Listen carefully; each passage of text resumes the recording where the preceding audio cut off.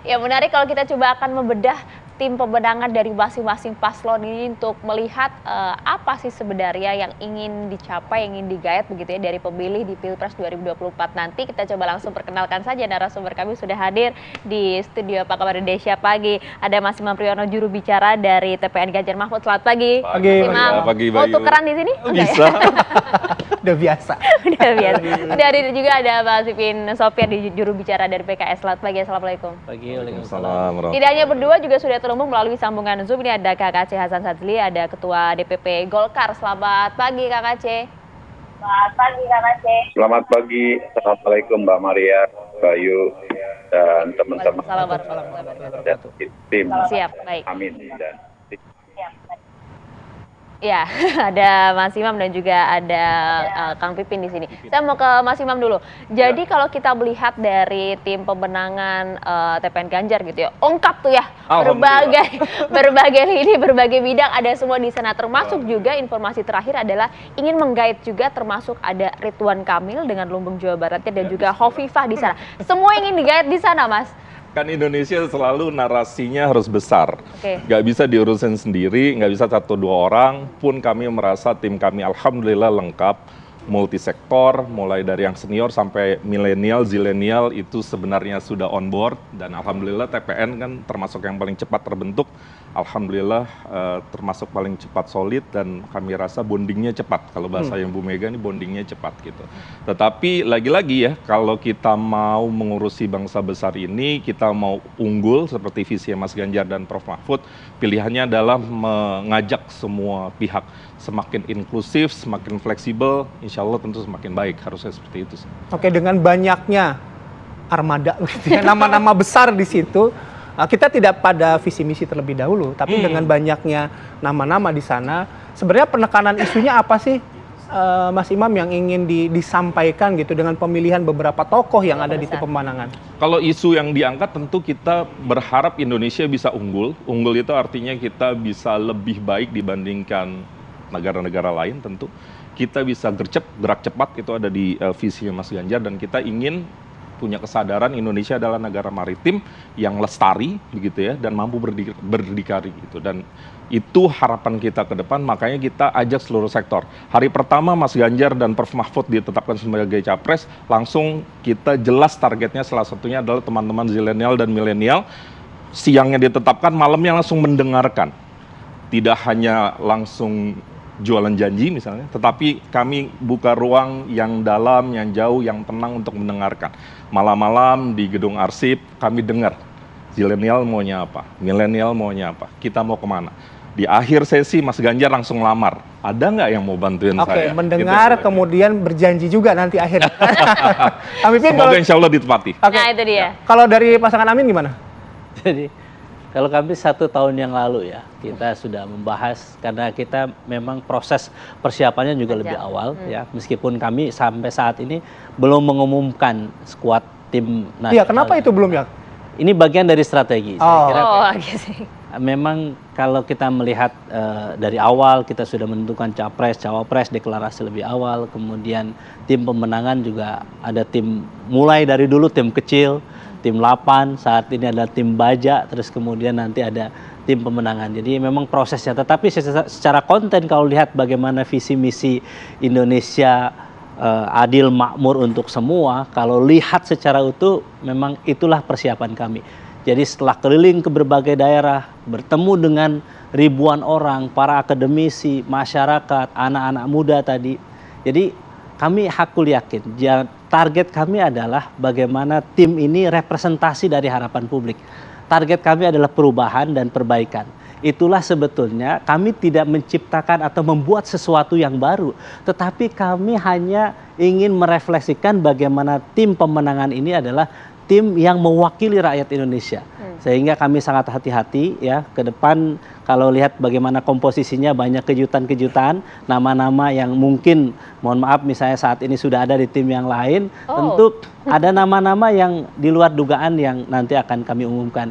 Jadi insya Allah kami semakin optimis ya, PKS, PKB dan Nasdem solid, dan harapan ketika turun ke masyarakat, Anda bisa bayangkan ratusan ribu, bahkan beberapa titik ada informasinya jutaan, dan itu memang masa real, relawan, militan, sebagaimana di berbagai hasil survei, bahwa masa-masa yang datang tanpa bayaran, real datang untuk bagaimana perubahan dan perbaikan ini bisa terwujud ke depan. Harusnya kan tim pemenang ini sudah bisa segera dibentuk untuk kemudian siap bekerja di grassroots gitu ya Mas. Apa kendalanya nggak saat ini? Masih alutkah perbincangan tokoh-tokoh di dalam tim pemenangan Amin ini?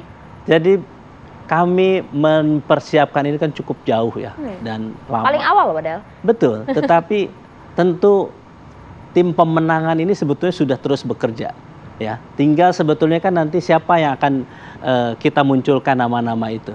Dan saya kira itu bagian dari kejutan yang akan disampaikan oleh tim Amin yang ke depan. Saya kira insya Allah tidak perlu khawatir, sebelum nanti waktunya tanggal 14 November, 13 November kami akan segera umumkan. Oke, saya ke waktu dekat berarti ya. Kita ke Kang Aceh ya. Kang Aceh, kalau misalnya dari koalisi Anda, dari Koalisi Indonesia Maju, bagaimana soal pembentukan tim, kemudian isu-isu yang ingin ditekankan ini apa, Kang Aceh? Ya, kalau dilihat dari Koalisi Indonesia Maju ini kan pertama kita merupakan koalisi yang mendapatkan dukungan dari partai politik yang paling besar ya. Kalau kita lihat Gerindra, kemudian Partai Golkar, ya, Partai Demokrat, kemudian Partai Amanat Nasional, PSI, PBB, Partai Garda Indonesia, sama Partai Prima.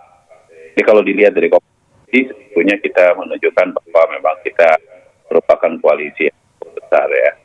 Karena itu kita terus melakukan sinergitas untuk menempatkan tokoh-tokoh yang dimiliki para partai pendukung itu kalangan masyarakat yang lebih luas ya. Nah, yang kedua, sebagaimana kita tahu bahwa kenapa kita menggunakan istilah Koalisi Indonesia Maju, karena kami ingin mengatakan kepada publik bahwa koalisi ini merupakan koalisi yang melanjutkan pemerintahan Presiden Jokowi gitu ya.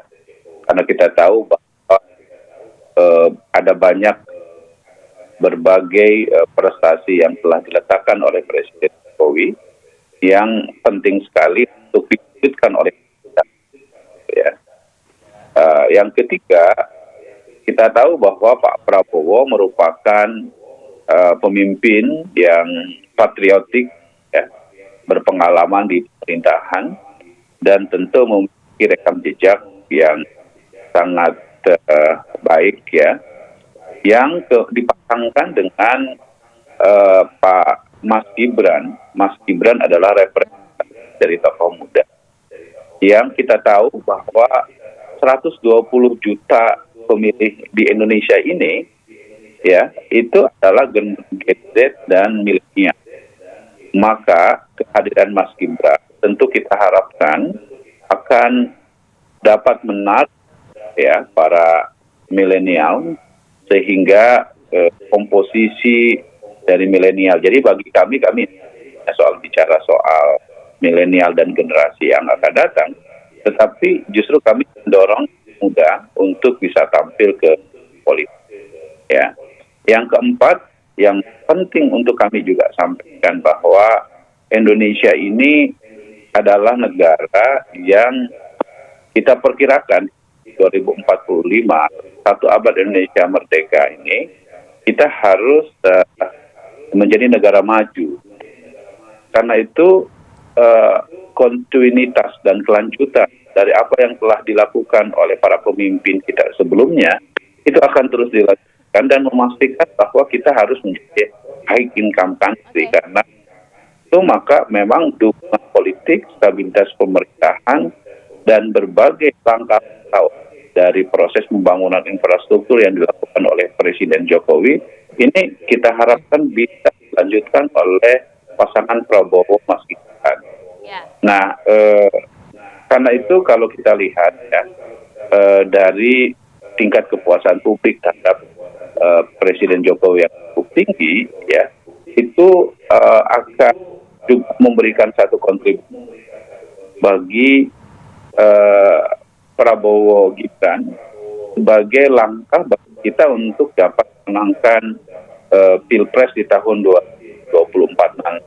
Oke. Nah, kami ada 4 poin tadi ya Kang Aceh yang sudah disampaikan gitu. Kang Aceh boleh nggak nanti kita lanjutkan lagi ya? Termasuk ketika memutuskan pemilihan ketua tim pemenangannya, 2 orang ini, Pak Roslan dan juga Pak Arsyad, itu kan latar belakangnya pengusaha. Apakah ekonomi juga ini menjadi concern yang utama gitu? Kami akan bahas sesaat lagi di Apa Kabar Indonesia Pagi.